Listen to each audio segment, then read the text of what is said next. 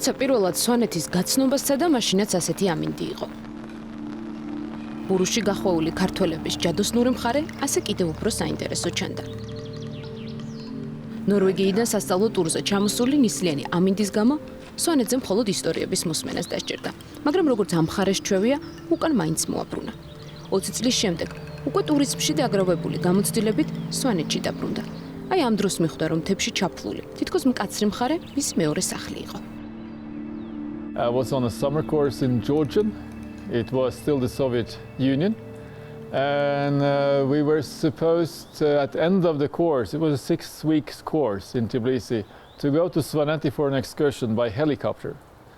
And then my teachers and co-students, they started to speak about Svaneti, even more so when we went to the airport, the old airport in Tbilisi. And it was foggy weather in Svaneti. So we sat there for 1 hour, 2 hours, 3 hours. Well, altogether we sat there for 10 hours. And then we couldn't fly to Svaneti. But during these hours, I was told so many fabulous things about Svaneti, that it's some kind of area very close to heaven, above the clouds. And yeah, it was some kind of fantasy world for those Georgians around me. And they feeded me with this information. That was my first impression, first thing I heard about Svaneti. I'm born in Norway, and Norway is a country where the Norwegians usually claim and are very proud that we have the most beautiful country in the world.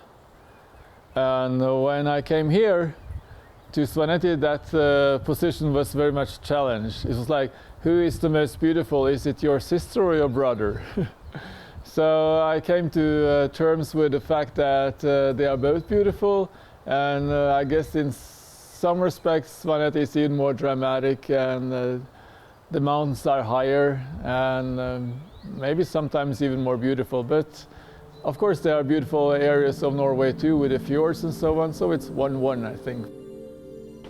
გვიყვება, რომ სვანეთში სამდღიანი ვიზიტი იყო საწყისი, რომ რეგიონის ტურისტულ განვითარებაში წვლილი შეეტანა. თავის ხასიათს ადგილობრივებისას ადარებს და ამბობს, რომ მათ კარგად უგებს, რასაც სვანებთან ერთად წამოწყებული ბიზნესიც მოწმობს. რიჩარდ ბაერუკი წლებია სასტუმრო Grand Hotel Ushbas ერთ-ერთი მფლობელია, რომლის აშენებისა და განვითარების იდეა სპონტანურად გაჩნდა. სპონტანურად, რომელსაც შედეგი ჰქონდა. Actually, I came here for a 3-day hike the first time. We went to the Stugra waterfalls. It was bad weather. On the way back, the guide started to speak about his idea of setting up a hotel in a place where they used to live. And to make a long story short, in a couple of hours, we had, together with him and his brother, agreed that we would do it together. So it was, I guess, an impulsive decision stimulated by the beauty of the nature around and the friendliness of the people. And they have been very hardworking and good people, and except for 2 issues, the very first time about having painted walls or painted floor or wallpaper walls, we haven't had any conflicts in opinions. Everything has been like, our taste has been more or less the same. სასტუმრო Grand Hotel Ushba, რომელიც მთებშია მოქცეული, ამ ეტაპზე 13 ნომერს აერთიანებს და მთელი წლის განმავლობაში ისეთი ქვეყნებიდან ჩამოსულ სტუმრებს უღებს კარს, როგორებიცაა ავსტრია, შვეიცარია, ამერიკა თუ კანადა.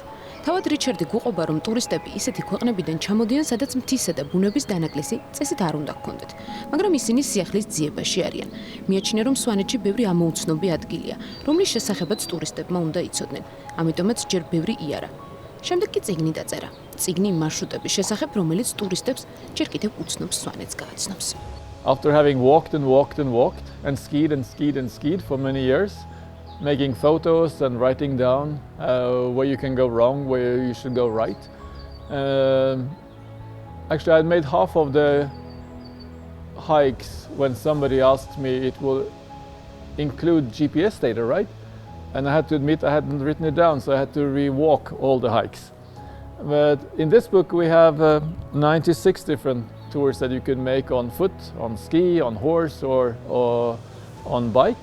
But in the next book that is supported by the Greta project, it will include also the Appalachia region and 22 more hikes. ზამკვლევების მომზადებას და დაბეჭდვას უწყობთ ხელს, იმიტომ რომ მოგეხსენებათ, ინფორმაცია არის ის უმნიშვნელოვანესი, რამაც უნდა მოიზიდოს ტურისტი სვანეთში თუნდაც, ხო? და პროფესიულად შესრულებული გზამკვლევი, დასურათებული რუკებით, თქვათ იმ ყველა რესურსის აღწერით, რომელიც ამ რეგიონს გააჩნია, გონია რომ არის ძალიან მნიშვნელოვანი. მით უმეტეს, როცა ეს გზამკვლევი ხელმისაწვდომი იქნება საქართველოს ფარგლებს გარეთად. სვანეთს არ დასჭირდა და ზემურაჭის მარშრუტებიც მოუმზადა ტურისტებს. ჯამში საუბარია 120 ბილიკზე. ამ საქმეში მხარი დონორმა ორგანიზაციებმა აუპეს. ევროკავშირის, ავსტრიისა და შვედეთის თანადაფინანსებული პროექტით სულ მალე ტურისტებს ახალი გზამკვლევი ექნებათ, რომელიც მოგზაურობის დაგეგმვის ერთ-ერთი მთავარი ატრიბუტი გახდება. This is really an asset of Svaneti. So many mountains, so many beautiful tours, so many spots to discover, and he has basically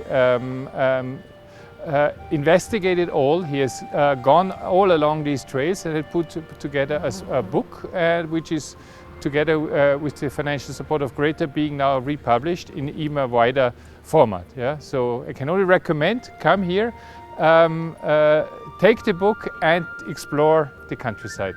დასავლეთ ევროპაში გაიყიდება, ასევე გავრცელდება საქართველოში და ეს არის უფრო საფეხმავლო ორიენტაციის, ანუ კონკრეტულად არის ბილიკები მოცემული, რომელიც არის საფეხმავლო, ესე ვთქვათ, ლაშქრობებისთვის.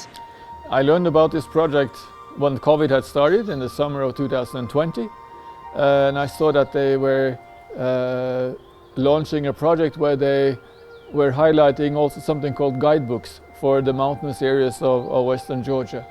And since I'd made one guidebook and I was hoping to expand it to Russia, then I thought, oh, maybe I should try to apply for funding.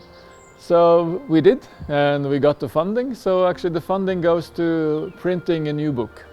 It's very concrete, it's a not complicated project, but I hope it will have some impact on tourism development, especially for the smaller villages. ერთია თავად მარშრუტები, რომელიც ტურისტებს ახალ შესაძლებლობებს აძლევს, თუმცა მეორე უკვე ინფრასტრუქტურა, რომელიც სათავგადასავლო ტურიზმის განვითარებისთვის მნიშვნელოვანი კომპონენტია. ევროკავშირის, ავსტრიისა და შვედეთის თანადაფინანსებულ პროექტ გრეტას ფარგლებშიც სათავგადასავლო ტურიზმით დაინტერესებული პირებისთვის ორი მნიშვნელოვანი ტრენინგი ჩატარდა. გრეტას მიერ უკვე იქნა მხარდაჭერილი რამდენიმე მნიშვნელოვანი ტრენინგი.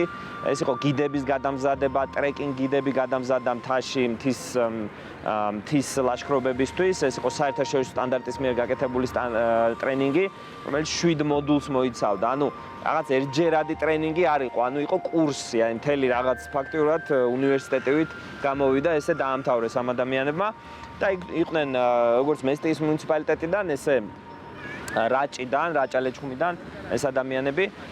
ასევე გაკეთდა ტრენინგები საოჯახო სასტუმროებისთვის. მონაწილეები გადამზადდნენ როგორც საფეხმავლო ბილიკების მარკირების, ისე მისი მოვლა პატრონობის ნაწილში. ასევე პროექტის მიმდინარეობის და საფეხმავლო გიდების საერთაშორისო სტანდარტებით გადამზადებაც მოხდა.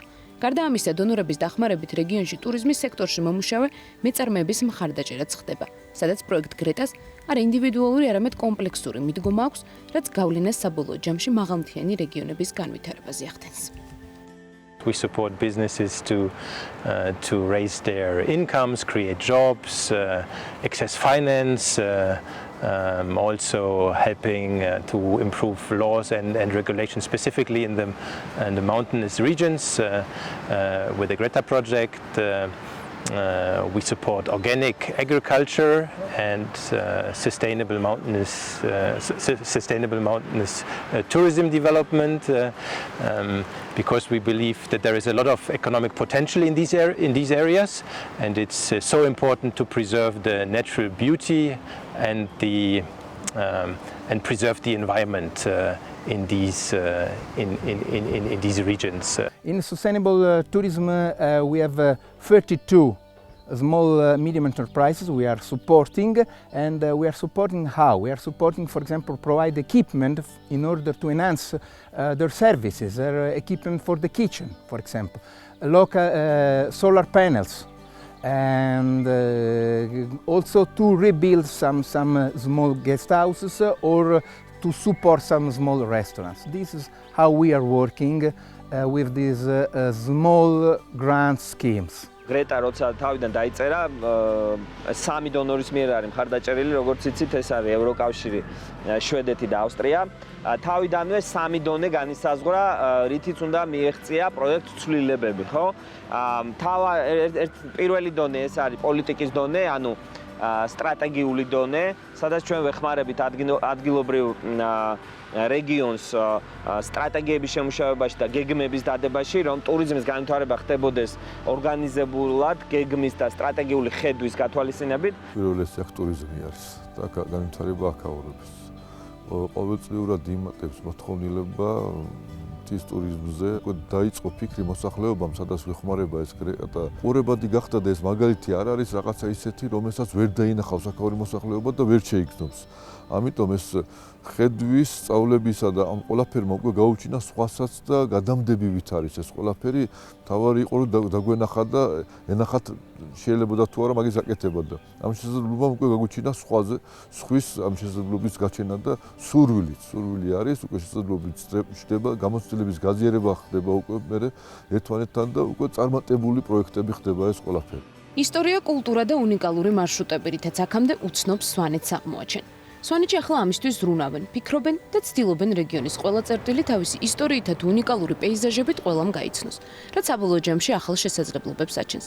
შესაძლებლობები ჩნდება როგორც ტურისტებისთვის, ისე იმ ადგილობრივებისთვის, რომელთათვისაც ის საგანძური, რაც თაობიდან თაობამდე სვანებს გადაეცემოდათ, შემოსავლის ახალი წყარო ხდება. მიზანი არის რომ მაქსიმალურად მოიცვათ ეს რეგიონი და ყველა რგოლი მოიცვათ. ანუ როგორც საოჯახო სასტუმროები, ისე გიდები, ასევე კვების ობიექტები ძალიან მნიშვნელოვანია. კვების უსაფრთხოების წესების დაცვა, ხო? და კვების ობიექტების სტანდარტის მიხედვით შენარჩუნებაც ასევე არის მნიშვნელოვანი ნაწილი. საბოლოო ჯამში ეს ყველაფერი ხელს უწყობს ტურიზმის განვითარებას, რატო? იმიტომ რომ ის ტურისტი, რომელიც ჩამოდის და უკვე მას მოლოდინია გარკვეული სტანდარტის, თუნდაც დასავლეთ ევროპიდან და სხვა ქვეყნებიდან, როდესაც მას ხვდება ადგილზე ზუსტად იმ მოლოდინის შესაფერისი შეთავაზება, ის ბევრად უფრო ენთუზიაზმით გადასცემს მერე ინფორმაციას თავის მეგობრებს, თავის წრეს და ბევრად მეტი ადამიანის ჩამოსვლა არის მოსალოდნელი.